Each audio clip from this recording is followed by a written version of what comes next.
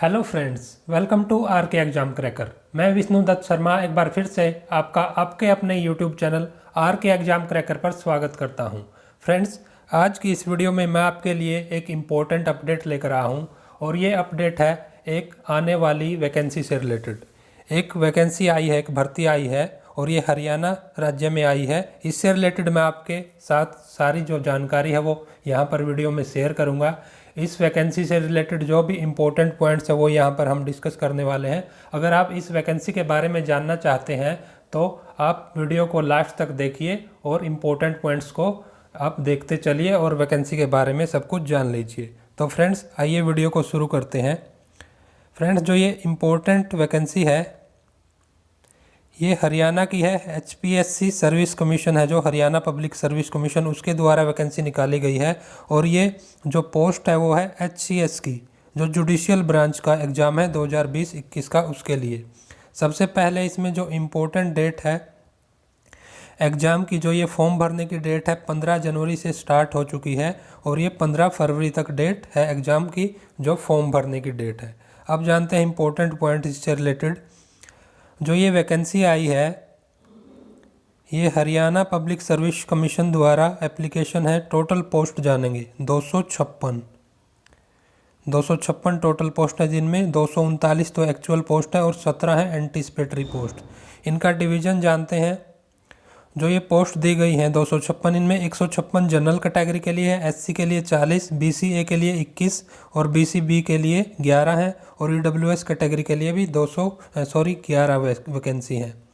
और जो ex serviceman है उनका भी डिवीज़न दिया गया है यहाँ पे। आप इनका स्क्रीनशॉट भी ले सकते हैं और मैं बता भी रहा हूँ यहाँ पे। टोटल 13 पोस्ट हैं और ESP जो जो स्पोर्ट्स पर्सन होते हैं उनके लिए 7 पोस्टें हैं।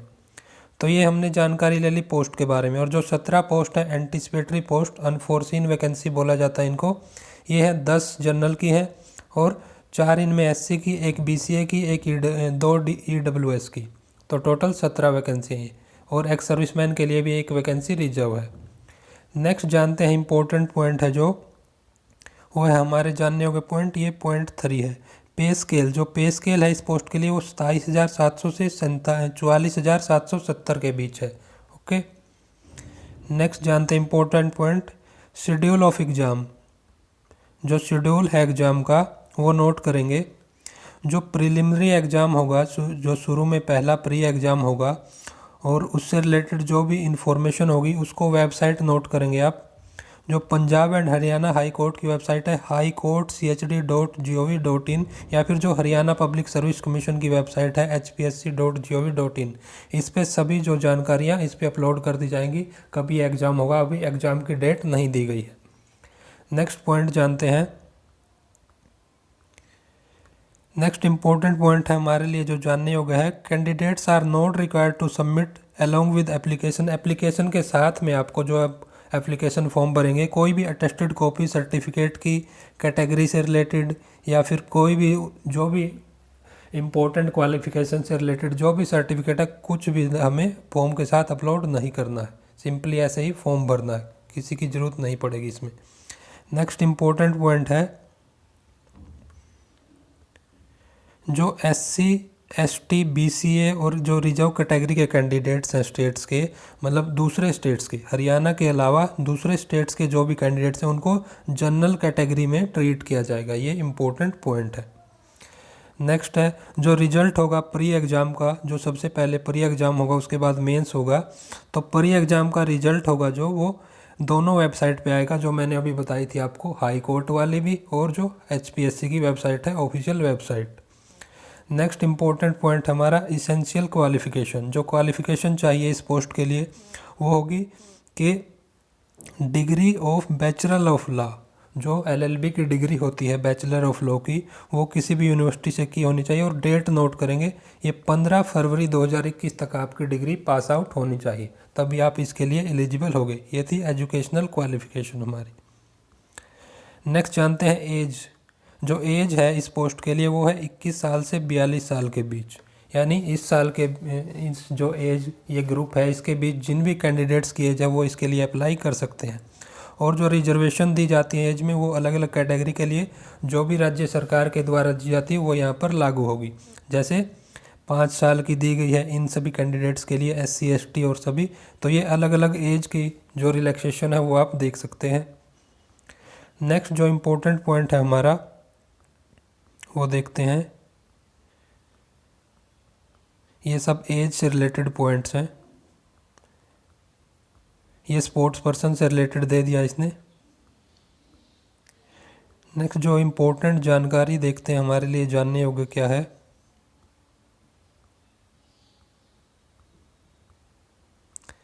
जी, सबसे इम्पोर्टेंट जानकारी हमारी एप्लीकेशन फ़ीस।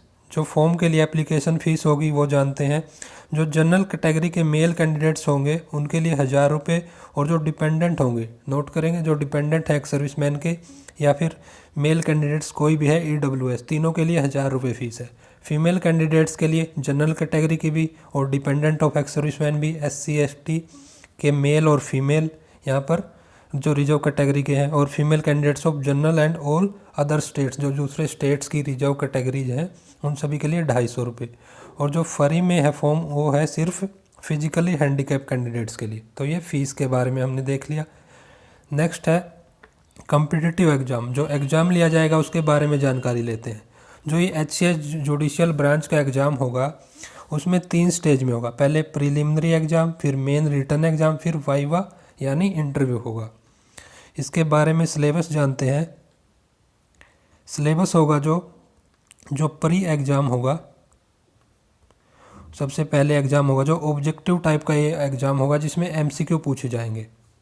और जो MCQ ये होगा 2 घंटे का एक पेपर होगा जिसमें 125 क्वेश्चन पूछे जाएंगे और 4 मार्क्स का एक क्वेश्चन होगा, यानी टोटल 500 मार्क्स का ये एग्ज़ाम होगा प्री एग्ज़ाम। और इसमें 20% यानी वो जो 1/5 मार्क है वो नेगेटिव मार्किंग है।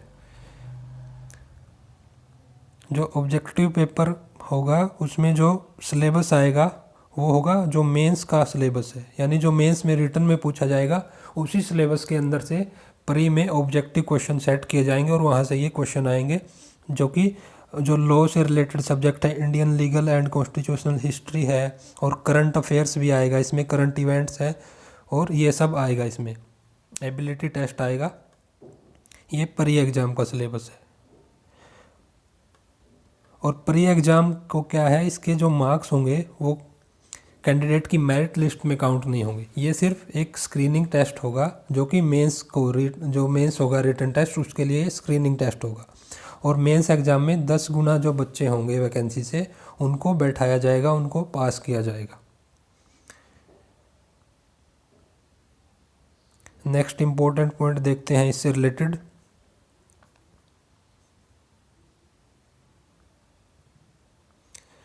नेक्स्ट जानते हैं सिलेबस फॉर मेन। देखिए जो सिलेबस आना वो मेंस एग्ज़ाम का ही आना है, प्री में भी वही आना है, इसलिए उसका सिलेबस जान लेते हैं।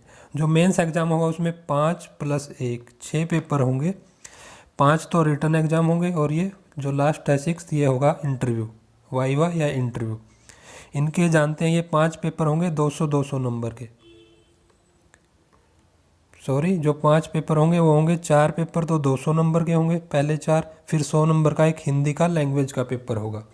एक होगा सिविल लॉ पेपर 1, फिर सिविल लॉ पेपर 2, फिर क्रिमिनल लॉ पेपर 3, और फिर इंग्लिश का होगा एक पेपर 4, और लैंग्वेज का 5th पेपर। तो ये टोटल 900 मार्क्स बनेंगे।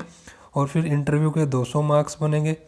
तो टोटल मिला के ये कुल होंगे हमारे 1100 मार्क्स, जिनमें से मेरिट बननी है। ये टोटल मार्क्स है हमारे। और जो ये written exam will be subjective होगा या नैरेटिव होगा, इसमें आपको एक्सप्लेन करना होगा पूरा टॉपिक, क्वेश्चन बड़ा लिखना होगा काफ़ी। रिटन एग्ज़ाम होगा, इंग्लिश लैंग्वेज होगी, मीडियम होगा जो लिखने का, सिर्फ लैंग्वेज का पेपर जो हिंदी लैंग्वेज का देवनागरी स्क्रिप्ट का पेपर है उसको छोड़ के बाकी सभी इंग्लिश मीडियम होगा सभी को लिखने का। और बेयर कॉपी दी जाएंगी आपको लिखने के लिए, और 3 आवर्स का टाइम, हर एक पेपर का जो टाइम है वो 3 आवर्स 3 घंटे का टाइम दिया जाएगा।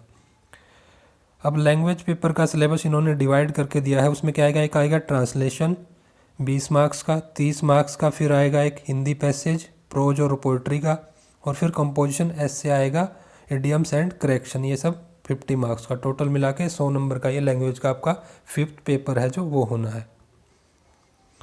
और जो मेंस के बाद जो शॉर्ट लिस्ट किया जाएगा वो किया जाएगा 3 गुना, 3 times the number of advertisement में जो वैकेंसी है, पोस्ट है, उनसे 3 गुना कैंडिडेट्स को बुलाया जाएगा इंटरव्यू में, यानी मेंस में उनको पास किया जाएगा। नेक्स्ट जो इम्पोर्टेंट पॉइंट है वह no candidate shall be credited with any marks in any return. और जो रिटर्न पेपर होगा उसमें अगर आपके 33% मार्क्स नहीं आते हैं तो आपका रिटर्न पेपर चेक नहीं किया जाएगा, वहाँ पे कोई भी मार्क्स नहीं दिया जाएगा। नेक्स्ट इम्पोर्टेंट पॉइंट है no candidate shall be called for viva. जो इंटरव्यू के लिए कॉल तब आएगी जब आप पूरा मेंस का जो पेपर है उसमें 50% मार्क्स लेते हैं। टोटल कुल मिला के आपके मेंस में 1100 में से यानी 550 से ऊपर आपके नंबर्स आने चाहिए, तब आपको इंटरव्यू की कॉल आएगी। और जो रिजर्व कैटेगरी है SC ST उनके लिए ये 45% मार्क्स हैं, तब आपको आपके पेपर चेक होंगे और आपको इंटरव्यू की कॉल आएगी। इससे कम में जो आपको इंटरव्यू की कॉल नहीं आएगी। नेक्स्ट जो इम्पोर्टेंट पॉइंट है वो है हमारा नेशनलिटी जानते हैं। जो एलिजिबल कैंडिडेट्स हैं वो इंडियन नेशनल होंगे, या तो citizen of India, citizen of Nepal, citizen of Bhutan और ये तिब्बत के रिफ्यूजी, और a person of Indian origin who has migrated from Pakistan, Burma और श्रीलंका। इन देशों से जो माइग्रेट होकर आया है, ओके, वो सभी यहाँ पर एलिजिबल होंगे फॉर्म को भरने के लिए। नेक्स्ट इम्पोर्टेंट पॉइंट है हमारे लिए जो अटेस्टेड कॉपीज हैं, इन डॉक्यूमेंट्स की अटेस्टेड कॉपी चाहिएंगी मेंस के एग्ज़ाम में। जो मेंस का एप्लीकेशन फॉर्म जो होगा वो आपको बाद में जब आप शॉर्ट लिस्ट होगे तो आपको अप्लाई करना पड़ेगा दोबारा, और उसके साथ फॉर्म के साथ ये डॉक्यूमेंट्स हैं इंपॉर्टेंट, मैट्रिक सर्टिफिकेट, ये सभी आपको भेजने होंगे। SC ST का प्रूफ, कैटेगरी का, age relaxation, domicile of Haryana, काफ़ी इम्पोर्टेंट, और एप्लीकेशन फॉर्म पूरा और अटेंडेंस सीट, ये सभी आपको डॉक्यूमेंट्स मेंस के फॉर्म के साथ भेजने होंगे। ये बाद की बात है आपके लिए।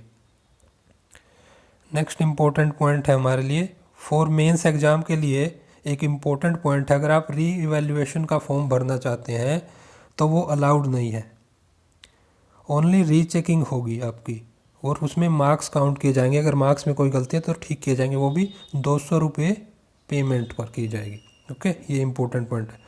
और नेक्स्ट और आखिरी जो इम्पोर्टेंट पॉइंट है हुआ कोर्सपोंडेंस विद कमीशन। जो कमीशन है HPSC, उसके साथ कोई भी कोर्सपोंडेंस आपको करना चाहता है, कोई भी क्वेरी आपकी, तो आप इस नंबर पे भी कांटेक्ट कर सकते हैं, या फिर एड्रेस में आपको जो भी लिखते हैं आप उसमें इन्वेलप पे जो डिटेल्स भरनी होगी वो name and year of exam, application form number, roll number, अगर मिल गया है आपको तो name of candidate, father's name, address, इस सभी जानकारी के साथ आप कांटेक्ट कर सकते हैं अगर आपकी कोई क्वेरीज हैं, कुछ आपकी गलतियां हैं, आप उनको ठीक करवाना चाहते हैं। तो फ्रेंड्स, जो ये काफ़ी इम्पोर्टेंट बम्पर वैकेंसी आई है हरियाणा सिविल सर्विस की, जो जुडिशियल ब्रांच की, वो हमने उसके बारे में इंपॉर्टेंट पॉइंट डिस्कस कर लिए। आशा करता हूँ ये आपके लिए काफ़ी हेल्पफुल होंगे और आपको यहाँ से काफ़ी इंपॉर्टेंट जानकारियाँ मिली होंगी। तो फ्रेंड्स, इसी जानकारी के साथ आज की वीडियो को समाप्त करते हैं और मिलते हैं नेक्स्ट वीडियो में और अच्छे टॉपिक और अच्छी जानकारी के साथ। तो फ्रेंड्स, थैंक यू।